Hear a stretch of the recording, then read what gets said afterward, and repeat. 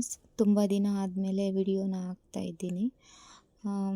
ನೋಡ್ತಾ ಇರ್ಬೋದು, ಇದು ಒಂದು ಗೃಹ ಪ್ರವೇಶ, ಹೊಸ ಮನೆ, ಅಪಾರ್ಟ್ಮೆಂಟಲ್ಲಿರುವಂಥದ್ದು. ಇಲ್ಲಿ ನನ್ನ ಪೂಜೆಗೆ ಕರೆದಿದ್ರು. ಪೂಜೆಗೆ ಅಂದರೆ ಯಲ್ಲಮ್ಮ ಪೂಜೆಗೆ ಬಳ್ಳಿಗೆ ತುಂಬಿಸೋದಕ್ಕೆ ಕರೆದಿದ್ರು. ಅದರಿಂದ ನಾನು ಹೋಗಲೇಬೇಕು, ಕರೆದ್ರೆ ಇಲ್ಲ ಅಂತ ಹೇಳೋಂಗಿಲ್ಲ. ಸೊ ಹೋಗಿ ಪೂಜೆ ಎಲ್ಲ ಮುಗಿಸ್ಕೊಂಡು, ನೋಡ್ಬೋದು ನೀವು, ಪೂಜೆ ಎಲ್ಲ ಮಾಡ್ತಾಯಿದ್ದಾರೆ, ಎಲ್ಲ ರೆಡಿ ಮಾಡ್ತಾಯಿದ್ರು ಪೂಜೆಗೆ. ಬಟ್ ಅಂದರೆ ಅಷ್ಟೊಂದು ಗೊತ್ತಿರಲಿಲ್ಲ ಅವ್ರಿಗೆ.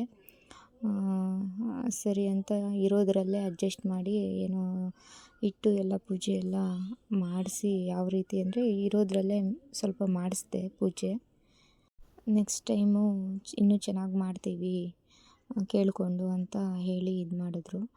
ಎಲ್ಲ ಪೂಜೆ ಆದರೂ ಪೂಜೆ ಎಲ್ಲ ತುಂಬ ಚೆನ್ನಾಗಿತ್ತು.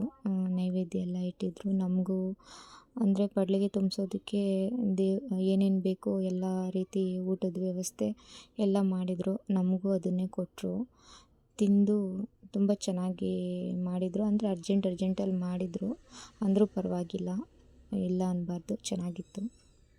ಅದಾದಮೇಲೆ ಸ್ವಲ್ಪ ಹೊತ್ತು ಟೈಮ್ ಸ್ಪೆಂಡ್ ಮಾಡೋಣ ಅಂತ ಅಂದ್ಬಿಟ್ಟು ಇಲ್ಲಿ ಕನಕಪುರ ಹತ್ರ ಇರುವಂಥ ಒಂದು ಏನು ಬೆಟ್ಟದ ಯಾವುದೋ ರಾವ್ಗೋಡ್ಲು, ಅಲ್ಲಿ ಒಂದು ಪ್ಲೇಸು.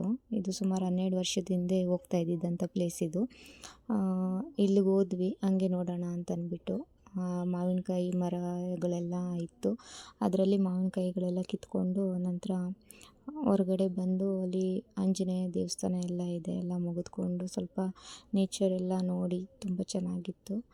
ನೋಡಿಕೊಂಡು ನಂತರ ಮನೆಗೆ ವಾಪಸ್ ಬಂದ್ವಿ. ಈ ವಿಡಿಯೋ ನಿಮಗೆ ಇಷ್ಟ ಆಗಿದ್ದರೆ ಲೈಕ್ ಮಾಡಿ, ಸಬ್ಸ್ಕ್ರೈಬ್ ಮಾಡಿ, ಶೇರ್ ಮಾಡಿ ಫ್ರೆಂಡ್ಸ್. Thank you.